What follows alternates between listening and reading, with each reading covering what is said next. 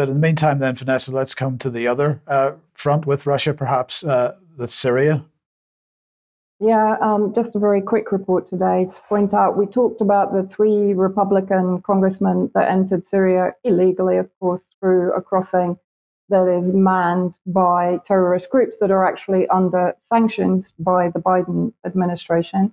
And so very recently, we also talked about the unrest in the Northeast, the US occupied zone, where, of course, on an almost daily basis, the US is stealing Syria's oil. US officials visit Syria's Deir al-Zur in bid to defuse the Arab tribal unrest. The Arab tribes have effectively risen up against the Kurdish separatist occupation of the Northeast. So, very familiar to see a US delegation appear in the Northeast to try and settle the situation down.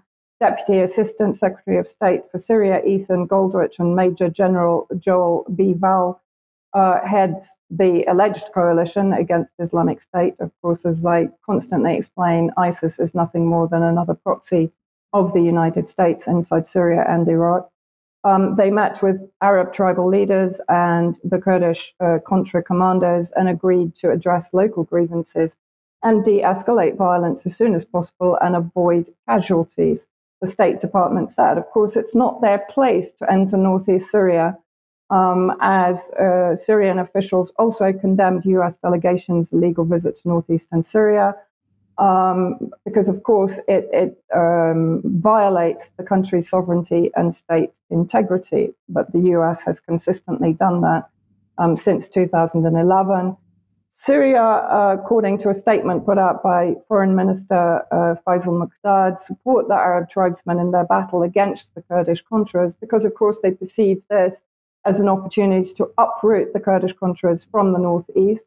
During this period, the US occupation forces looted and smuggled more Syrian resources to their bases in Iraqi territory, taking out a load of about 95 tankers of oil from the Al Jazeera fields during the past 24 hours. So the theft continues, moving on. And the clashes renew between the US-backed proxy, so-called rebel tribes, the Kurdish Contras in northeast Syria, and the Arab tribes themselves, as we mentioned. But then I want to quickly look at the map of Syria, and I'm sure Kivort will comment on this. Going from west and then going around it as a clock, we had 2 Israeli attacks in the last 2 days, during the afternoon, actually, which is fairly unusual, followed by another one. So first of all was to southern Tartus, to a military base there, which killed 2 Syrian Arab army soldiers and injured others. The missiles were fired from international waters to the west in the Mediterranean, off the coast of Syria. And then from northern Lebanon, they targeted southern Hama, the second area that you can see.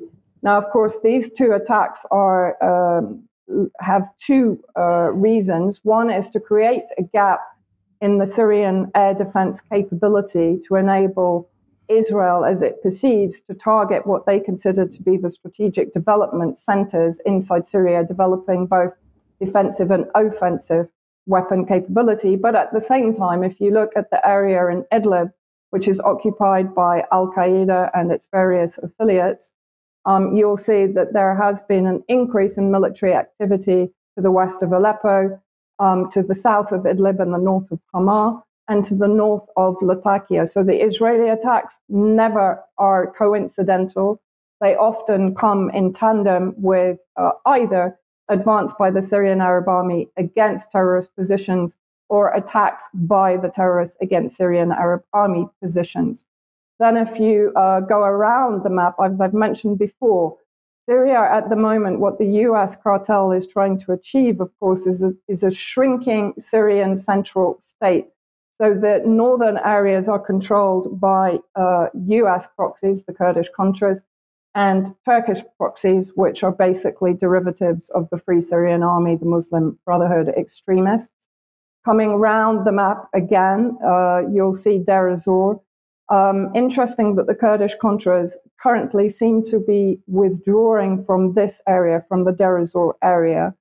And then coming down to Al Bukamal, which I pointed out quite frequently, is the area that the US wants to gain control of, because this is the opening for Iraq, or the border crossing for Iraq and Iran, to send humanitarian relief into Syria. So I've drawn the yellow line to show where the US wants to gain control, to basically close off much of that eastern border area, because of course it has control at Al Tanf, its military base, and at Rukban, alleged refugee camp, which is another recruitment center for ISIS and various extremist groups. Then coming to the south, as I've drawn there, the red line showing the areas that are obviously under attack by the forces of proxy forces of Israel and the US alliance, as we've talked about in Sweda and Deir.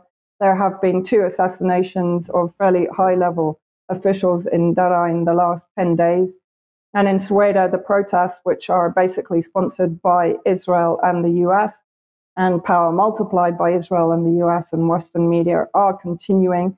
There have been attempts to take over official centers and institutions there in the last few days. So that, I think, just gives you a very quick update of what is going on here. Yeah, brilliant. Thank you, Vanessa. Thank you very much. Now let's